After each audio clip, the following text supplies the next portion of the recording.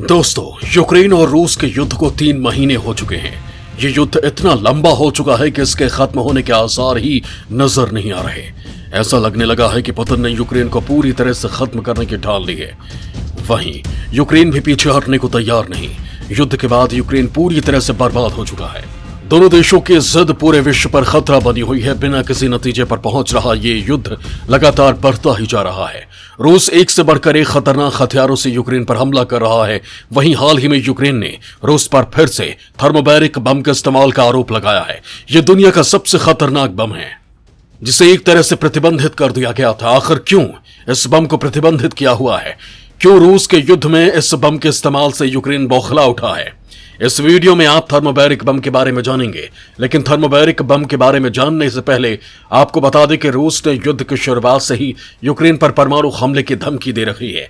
रूस का कहना है कि अगर यूक्रेन नेटो में शामिल होने की जिद नहीं छोड़ेगा या फिर दूसरे देशों ने अगर उन दोनों के बीच में आने की कोशिश की तो वह परमाणु हमले से पीछे नहीं हटेगा। रूस की यह धमकी पूरी दुनिया को डरा रही है। सभी को लगने लगा है कि पुतिन परमाणु हमला करने से कतराने वालों में से नहीं है, क्योंकि पुतिन जो करते हैं उसे पूरा करके ही मानते हैं।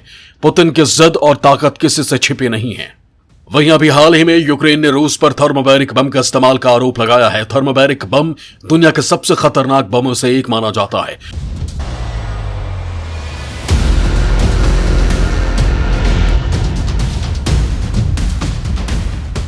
थर्मोबैरिक हथियार आमतौर पर इस्तेमाल होने वाले पारंपरिक हथियारों से बहुत ज्यादा खतरनाक होते हैं। इन्हें वैक्यूम बम, एरोसोल बम या फ्यूल एयर बम के नाम से भी जाना जाता है। ये बम जहां भी फटते हैं वहां बड़ी तबाही मचाते हैं।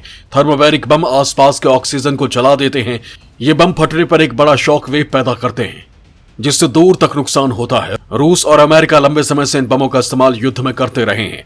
पारंपरिक हथियारों में विस्फोटक भरे जाते हैं जो टारगेट पर फटकर उसे नष्ट कर देते हैं। थर्मोबैरिक बम में एल्यूमिनियम और मैग्नीशियम जैसी धातुओं के पाउडर के साथ विस्फोटक का मिश्रण होता है। यह मिश्रण हवा में बिखर जाता है, जिनमें आग लगने से हवा भी जलने लगती है। रूस TOS-1 सीरीज के थर्मोबैरिक सिस्टम लॉन्चर का इस्तेमाल इन बमों को फायर करने में करता है।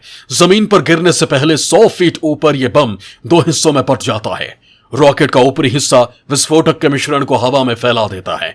वहीं दूसरा हिस्सा जैसे ही जमीन पर गिरता है एक धमाका करता है, जिससे हवा में मौजूद विस्फोटक में तेजी से आग लग जाती है। इससे हवा में एक आग का गोला बन जाता है, जिसके कारण आसपास के ऑक्सीजन बहुत गर्म हो जाती है।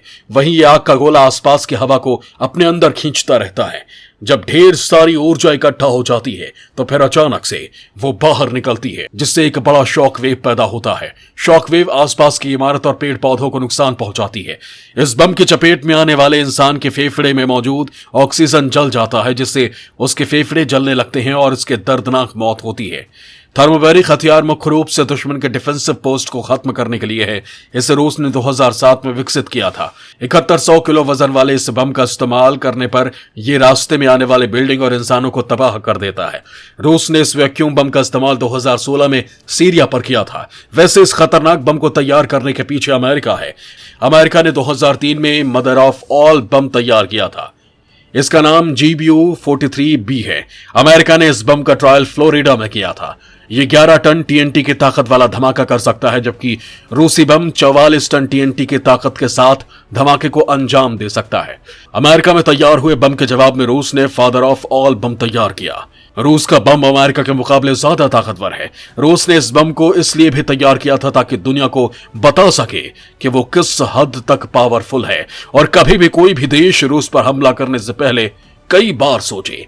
थर्मोबैरिक हथियार बहुत ही विवादास्पद माने जाते हैं, क्योंकि ये सेम साइज के पारंपरिक विस्फोटकों की तुलना में कहीं ज्यादा घातक होते हैं और अपने धमाके से आसपास के इलाकों में ज्यादा तबाही मचाते हैं। दोस्तों, ऐसा नहीं है कि इस बम का इस्तेमाल रूस ने सबसे पहले किया है। थर्मोबैरिक बम का इस्तेमाल दूसरे विश्व युद्ध के दौरान जर्मनी ने किया था। 1960 के दशक में अमेरिका ने वियतनाम के खिलाफ इनका इस्तेमाल किया। आधुनिक थर्मोबैरिक हथियारों का विकास सोवियत संघ और अमेरिका ने 1960 के दशक में ही शुरू कर दिया था। वहीं अमेरिका ने 2002 में ओसामा बिन लादेन को मारने के लिए अफगानिस्तान में इसका इस्तेमाल किया था। 2017 में भी अमेरिका ने ISIS के खिलाफ अफगानिस्तान में इन बमों को गिराया था। रूस ने चेचन्या के खिलाफ 1999 में थर्मोबैरिक बम का इस्तेमाल किया था। इसके अलावा रूस पर 2016 में सीरिया में भी इनके इस्तेमाल का आरोप है। अब 2022 में यूक्रेन में भी रूस पर इनके यूज का आरोप है। रूस का फादर ऑफ ऑल बम और अमेरिका का mother of all bomb thermobaric हथियारों का सबसे घातक वर्जन है। अमेरिका ने 2003 में MOAB जबकि रूस ने 2007 में FOAB का पहली बार परीक्षण किया था।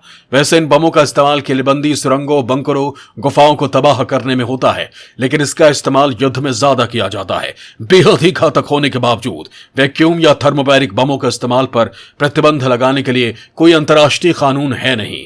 लेकिन अगर कोई देश इनका इस्तेमाल आम नागरिकों, रिहायशी इलाकों, स्कूलों या अस्पतालों को निशाना बनाने के लिए करता है तो उसके खिलाफ हेग कन्वेंशन 1899 और 1907 के तहत वॉर क्राइम यानी युद्ध अपराध का मुकदमा चलाया जा सकता है।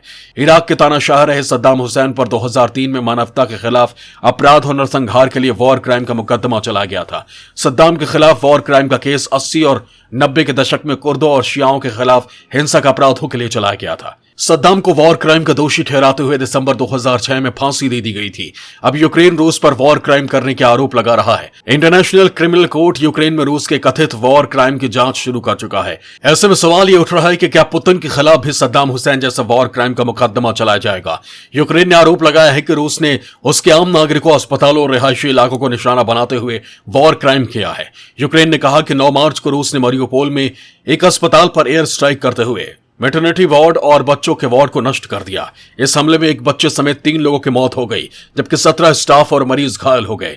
यूक्रेन के राष्ट्रपति वोलोदिमीर ज़ेलेंस्की ने रूस के इस हमले को वॉर क्राइम करार दिया। वहीं 3 मार्च को भी यूक्रेन ने रूस के हमले में जाइटोमीर में एक मैटरनिटी अस्पताल के नष्ट होने का दावा किया था।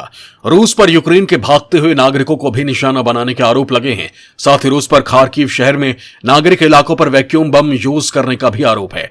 अब मई में फिर से यूक्रेन ने रूस पर आरोप लगाया कि उसने थर्मोबैरिक बम का इस्तेमाल किया है। दोस्तों, यहां आपको बता दें कि रूस ने 2014 में यूक्रेन का हिस्सा रहे क्रीमिया पर कब्जा किया था और उसके 2 शहरों लुहांस्क और डोनेट्स्क में रूसी समर्थित सरकारें बनवा दी थी। रूस पर तभी से यूक्रेन में वॉर क्राइम करने का आरोप लगते रहे हैं। इंटरनेशनल क्रिमिनल कोर्ट यानी ICC ने रूसी राष्ट्रपति व्लादिमीर पुतिन के खिलाफ यूक्रेन में कथित वॉर क्राइम की जांच शुरू कर दी है। दोस्तों, यहां आपको वॉर क्राइम के बारे में भी जानकारी दे देते हैं। युद्ध के लिए भी कुछ नियम होते हैं। इन नियमों को जिनेवा कन्वेंशन, हेग कन्वेंशन और अन्य अंतर्राष्ट्रीय कानूनों और समझौतों के तहत बनाया गया है। वॉर क्राइम युद्ध के नियमों का उल्लंघन में जानबूझकर नागरिकों को मारना या जानबूझकर युद्ध बंदियों को मारना, यातना देना, नागरिक संपत्ति को अनावश्यक रूप से नष्ट करना, युद्ध के दौरान यौन हिंसा, लूटपाट, सेना में बच्चों की भर्ती, नरसंहार आदि जैसे अपराध शामिल हैं। UN के मुताबिक सबसे पहले 20वीं सदी की शुरुआत में युद्ध के नियमों को बनाया गया था। इन नियमों को हेग कन्वेंशन 1899 और 1907 और 1864 से 1949 के दौरान जिनेवा कन्वेंशन के तहत हुई 4 संधियों से तय किया गया था। हेग कन्वेंशन जहां युद्ध के समय कुछ घातक हथियारों जैसे एंटी पर्सनल लैंड माइंस और केमिकल या बायोलॉजिकल वेपन्स आदि के इस्तेमाल पर रोक लगाता है, तो वहीं जिनेवा कन्वेंशन युद्ध के दौरान किए जाने वाले वॉर क्राइम के नियम निर्धारित करता है। अगर यूक्रेन में रूस के खिलाफ वॉर क्राइम के सबूत मिलते हैं तो ICC संबंधित दोषियों के खिलाफ अरेस्ट वारंट जारी कर उन्हें ट्रायल के लिए हेग लाने का आदेश दे सकती है। दोस्तों, यूक्रेन रूस के बीच चल रहा यह युद्ध पूरी दुनिया की टेंशन बना हुआ है।